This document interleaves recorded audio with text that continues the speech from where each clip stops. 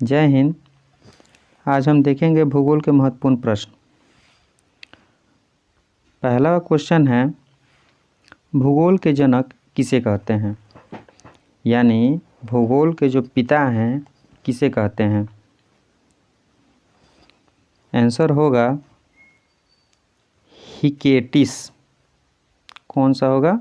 हिकेटिस जो हैं उन्हें भूगोल का पिता कहते हैं और भूगोल का जनक भी हिकेटिस को ही कहा जाता है। दूसरा क्वेश्चन है, सूर्य में हाइड्रोजन कितने प्रतिशत पाए जाते हैं? सूर्य में जो है हाइड्रोजन कितने प्रतिशत पाए जाते हैं? इसमें ऑप्शन है 72%, 21%, 71% या 16%। आंसर होगा 71%। अब आप बताइए कि हाइड्रोजन में, जब सूर्य में हाइड्रोजन 71% पाए जाते हैं तो इसमें हीलियम कितने प्रतिशत पाए जाते हैं? हीलियम ये सूर्य में कितने प्रतिशत पाए जाते हैं? 26.5%। कितने पाए जाते हैं? 26.5% हीलियम पाए जाते हैं और 2.5% में सारे गैस आते हैं। तो सूर्य में जो हाइड्रोजन का जो प्रतिशत है यानी कि 71% है और हीलियम का जो प्रतिशत है 26.5% है और वहीं अन्य गैस जो कि सूर्य में पाए जाते हैं 2.5% पाए जाते हैं। चलिए आइए हमारे तीसरा जो प्रश्न है, सूर्य का व्यास कितना किलोमीटर होता है? यानी कि सूर्य का जो व्यास है वो कितना किलोमीटर होता है? बताइए, सूर्य का व्यास कितना किलोमीटर होता है? 13,92,000 किलोमीटर या 16,89,000 किलोमीटर या 12.5 लाख किलोमीटर? कौन सा होगा? हमारा ऑप्शन 1 नंबर जो है वो सही होगा, यानी कि 13,92,000 किलोमीटर होगा। चलिए आइए अब हम देखेंगे चौथा प्रश्न जो है, मंगल ग्रह लाल क्यों दिखाई देता है? आप बताएं कि जो मंगल ग्रह होता है वो लाल किसके कारण दिखाई देता है? कौन सा ऐसा कारण है जिसके कारण मंगल ग्रह लाल दिखाई देता है? तो इसका कारण है कि जो ग्रह लाल दिखाई देता है वो आयरन ऑक्साइड के कारण लाल दिखाई देता है। मंगल ग्रह आयरन ऑक्साइड के कारण लाल दिखाई देता है। और बताइए, मंगल ग्रह अपनी धुरी पर 24 घंटे में एक चक्कर लगाता है। मंगल ग्रह अपनी धुरी पर एक चक्कर लगाता है। चलिए हमारा पांचवा प्रश्न है, चांद पर धूल के मैदान को क्या कहते हैं? जैसे कि हमारे पृथ्वी पर जो धूल कण उड़ते हैं उसको तो हम धूल कण कहते हैं, लेकिन चंद्रमा पर जो धूल के मैदान होते हैं उसे हम क्या कहते हैं? बताइए कौन सा आंसर सही होगा? इसमें बलुई मिट्टी होगा, सिलियोलोज होगा या कौन सा होगा? इसमें जो हमारा आंसर है शांतिक सागर होगा। कौन सा होगा? शांतिक सागर। चलिए हमारा छठा प्रश्न है, किस देश में अर्धरात्रि के समय सूर्य दिखाई देता है और किस दिन? आपको जानकारी होना चाहिए कि सूर्य सबसे पहले किस देश में दिखाई देता है। वो होता है जापान होता है। लेकिन इसमें पूछ रहा है कि किस देश में अर्धरात्रि के समय सूर्य दिखाई देता है और किस दिन दिखाई देता है? तो हमारा आंसर होगा 21 जून को नॉर्वे देश में। यानी 21 जून को जो नॉर्वे एक देश है वहाँ पे सूर्य जो है अर्धरात्रि के समय में 21 जून को दिखाई देता है। चलिए हमारा सातवां प्रश्न है, ये प्रश्न बहुत महत्वपूर्ण है।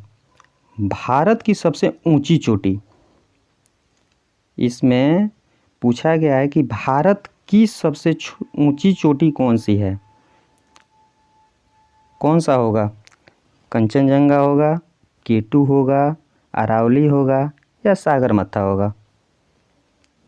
कौन सा होगा? भारत की पूछा है तो इसमें हमारा होगा केटू।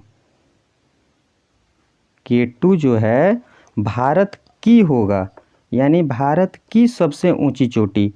और वहीं 8वें प्रश्न में है कि भारत में सबसे ऊंची चोटी कौन सा होगा। ये दोनों प्रश्न अलग अलग हैं। भारत की सबसे ऊंची चोटी केटू है और भारत में सबसे ऊंची चोटी कंचनजंगा है। ये क्वेश्चन जो है कन्फ्यूजन वाला है, इसे ध्यान से पढ़िएगा। चलिए, अब हमारा क्वेश्चन नंबर है 9। अक्साई चीन। अक्साई चीन कश्मीर का कितना प्रतिशत है? कितना प्रतिशत है? 15%, 12%, 16% या 10%? कितना परसेंट है? बस 10% है। अक्साई चीन कश्मीर का कितना परसेंट? 10% है। आइए 12 नंबर, अब 10वां नंबर। भारत के कितने राज्य में बाघ पाए जाते हैं? आपको जानकारी होना चाहिए कि भारत में जो बाघों की संख्या सबसे अधिक कहाँ है? मध्य प्रदेश में है। किस जगह पे है? मध्य प्रदेश में है। लेकिन पूछा गया है कि कितने राज्य में बाघ पाए जाते हैं, तो इसमें हमारा आंसर होगा, कौन सा होगा? 12, 25, 18 या 13 राज्य में? इसमें हो जाएगा 18 राज्यों में। ठीक है, चलिए ये हमारा 11 नंबर क्वेश्चन है। पलामू टाइगर रिजर्व कहाँ है? पलामू जो टाइगर रिजर्व कहाँ है? ये झारखंड में है, और झारखंड में है। और सबसे पहला टाइगर रिजर्व कौन सा है? कौन सा टाइगर रिजर्व है? जिम कॉर्बेट टाइगर रिजर्व कहाँ है?